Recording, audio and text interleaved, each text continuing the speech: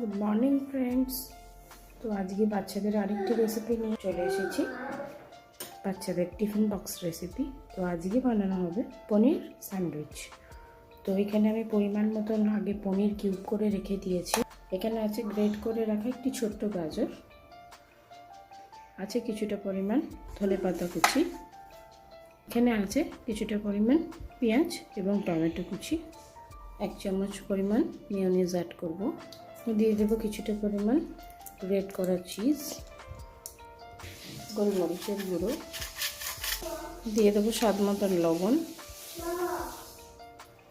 তো মিক্সচারটা খুব ভালো করে মিশিয়ে নেব।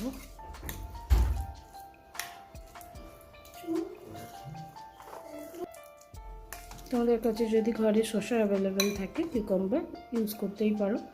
আমার কাছে শসা ছিল না,